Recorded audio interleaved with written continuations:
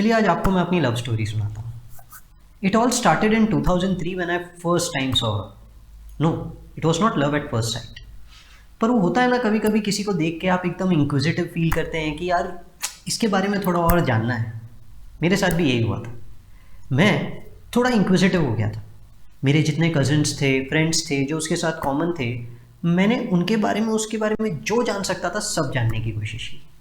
And the more I get to know about her, मुझे realise हुआ that yes, she is the one. पर दोस्तों ये बात ना 2003 की है। टिंडर का ज़माना नहीं था। उस समय ऐसा नहीं होता था कि आपने प्रपोज कर दिया और हो गई कहानी शुरू। We needed a plan. पहले दोस्ती, फिर उसके बाद में उसके आगे कुछ। वी बिकेम फ्रेंड्स, काफ़ी समय साथ में बिताने लगे, काफ़ी अच्छा लगता था। But then destiny had something else in the mind. 2004 में मैं पुणे शिफ्ट हो गया। मुझे सिम्बोसिस में एडमिशन मिल गया था और मैंने वहाँ पे पढ़ाई शुरू कर दी। Pune is an amazing city. वहाँ के लोग, वहाँ की दुनिया, वहाँ का culture, it has always been a lot mesmerising.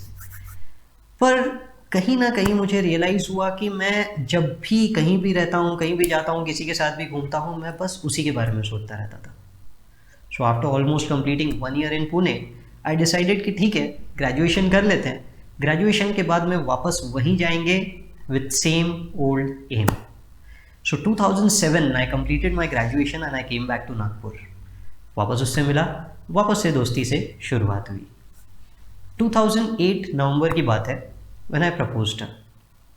ये उन दिनों की बात है, 2008, इट्स नॉट 2020। ये उस ज़माने में इकरार और इजहार, इन दोनों ही चीज़ों को एक्सेप्ट करने के लिए टाइम लगता था। ठीक है, तो she after 2 months she accepted my proposal. ऐसा लग रहा था कि पूरी की पूरी दुनिया बदल चुकी है। It was like a fairy tale. 3 idiots का वो गाना है ना, जूबी जूबी, बस वैसी लाइफ चल रही थी। Everything that you wanted was there with you. पूरा पूरा दिन साथ में टाइम बिताना, बातें करना, that was what the life was all about.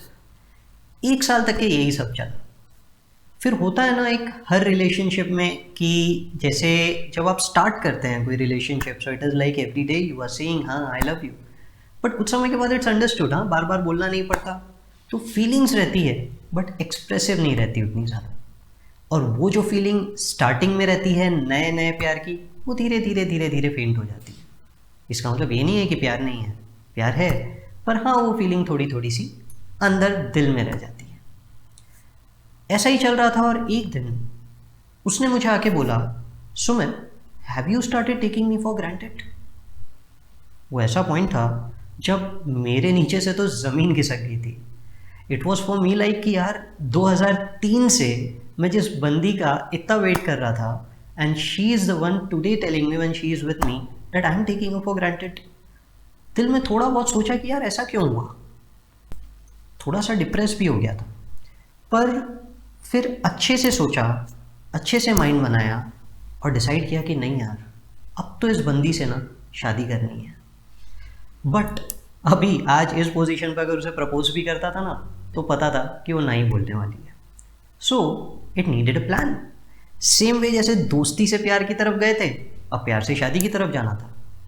ध्यान दीजिए, बात सिर्फ लाइक्स और डिसलाइक्स की नहीं थी, अब बात रिस्पॉन्सिबल बनने की थी।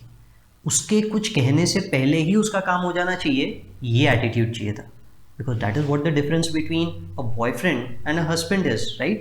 There is someone who is responsible. ठीक है, सो अब धीरे धीरे मैंने उसे और ज़्यादा ऑब्जर्व करना शुरू किया, उसकी हर बात की तरफ ध्यान देना शुरू किया। जैसा कि मैंने कहा, वो कुछ बोले उससे पहले उसका काम हो जाना चाहिए, उस तरह से हर चीज़ करनी शुरू कर दी। धीरे धीरे धीरे धीरे धीरे धीरे थोड़ा टाइम निकला, and I remember it was November 2010 when I proposed for marriage. जैसा कि मैंने आपको पहले भी कहा था, ये हम उस समय की बात कर रहे हैं जब इकरार और इजहार दोनों ही चीज़ों को एक्सेप्ट करने के लिए टाइम लगता था। उसने हाँ नहीं बोला। उसने कहा कि लेट मी थिंक, मुझे टाइम चाहिए सोचने के लिए। मेरे लिए ये वक्त बहुत क्रूशियल था, क्योंकि मुझे पता था कि अब वो हर चीज़ बहुत ज़्यादा नोट करेगी। उस समय भी मैं अपने पूरे के पूरे उसी एटीट्यूड पे चल रहा था कि उसके बोलने से पहले पूरे के पूरे काम हो जाने चाहिए।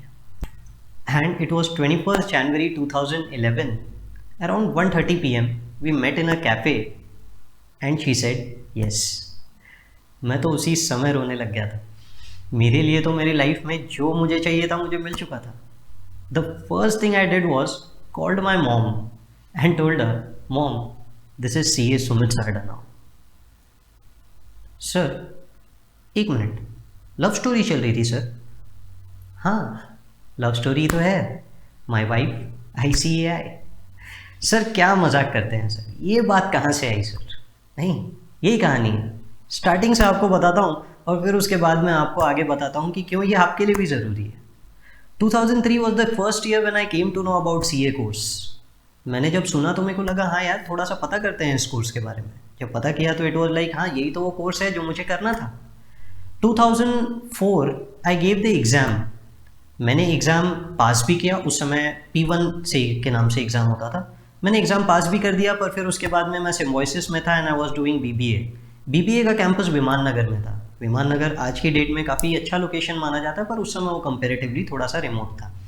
मैं अपनी क्लासेस कंटिन्यू नहीं कर पाया तो I had to leave CA in between. ग्रैब पर 1 साल के बाद में मुझे रियलाइज़ हुआ नहीं मुझे CA ही करना है। वापस से नागपुर आया, पढ़ाई शुरू की and I cleared my CA inter. CA foundation ICAI के साथ दोस्ती के जैसा है। CA इंटर क्लियर कर लेना मतलब अब ICAI आपकी गर्लफ्रेंड है। अब आप ये समझ लीजिए वो फीलिंग, वो आपके 8 सब्जेक्ट्स वो जो आप वहाँ पे पढ़ रहे थे दे वर लाइक लाइक्स और डिसलाइक्स, वैसा ही है। तो जब आप ये सब कुछ कर लेते हैं and when you are going towards CA final, जब आर्टिकलशिप शुरू होती है, कोई नया नया सा अमेजिंग सा फीलिंग, हाँ यार अपन आर्टिकलशिप कर रहे हैं, अपन बड़े हो गए हैं, बड़े बड़े क्लाइंट्स के यहाँ पे जा रहे हैं, ये फीलिंग 1 साल बाद पता नहीं कहाँ पे फेड हो जाती है। And that is where the point is कि जैसे एक रिलेशनशिप में एक समय के बाद में वो एक होता है ना कुछ लोगों के साथ में कि आपको पता होता है कि सामने वाला नाराज़ कब होगा, सामने वाला खुश कब होगा, कौन सी बात उसे अच्छी लगेगी, कौन सी बुरी लगेगी, वो पॉइंट पे कैसे रिएक्ट करना है आप जानते हैं। और कुछ रिलेशनशिप्स ऐसे भी होते हैं जहाँ पे आप जानते हैं पता नहीं यार ये गुस्सा क्यों कर रहा है, या ज़बरदस्ती चिल्ला क्यों रहा है या रही है, समझ रहे हैं? तो if you don't know what to react, you don't know the person, थोड़ा और जानना पड़ता है। वैसे ही CA कोर्स भी ये वो पॉइंट होता है जहाँ पे आपको और ज़्यादा इन डेप्थ इसके बारे में जानना ज़रूरी होता है। The more in depth you take interest in it, the more it is कि आप उस सब्जेक्ट के करीब पहुँचते हैं। तो आपकी गर्लफ्रेंड बनने से शादी की कहानी क्या है? CA बनने की कहानी जैसी ही तो है। The more responsible you are, the more better it is for you. तो रेस्पॉन्सिबल तभी बनेंगे जब आप उस चीज़ को उतना ज़्यादा इन डेप्थ जानने की कोशिश करेंगे। कई बार कई सारे स्टूडेंट्स मुझे यही बोलते हैं कि सर याद नहीं होता, चीज़ें रिकॉल नहीं कर पाते, ये सब्जेक्ट में इंटरेस्ट नहीं है, ये वाला कंसेप्ट क्लियर नहीं होता है। एक बार CA कोर्स को अपनी गर्लफ्रेंड की तरह सोच के देखिए, डेफिनेटली ऐसी कोई चीज़ नहीं है जो नहीं समझ में आएगी। It is like may be her behaviour और मे बी हिज बिहेवियर, क्योंकि कहानी सिर्फ लड़कों के पॉइंट ऑफ व्यू से नहीं है, लड़कियों के पॉइंट ऑफ व्यू से भी है कि अगर आप सामने वाले का नेचर समझ सकते हैं तो ये तो सिर्फ 8 सब्जेक्ट्स है जिसमें पूरा का पूरा लिखा हुआ है कि इसके अंदर में कहाँ पे क्या है और कहाँ पे क्या नहीं है।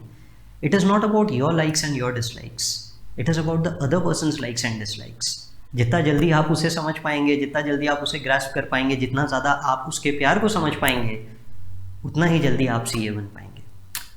What I ultimately mean to say is, love your subject, you will definitely fall in love with it and definitely become a CA. All the best. Thank you.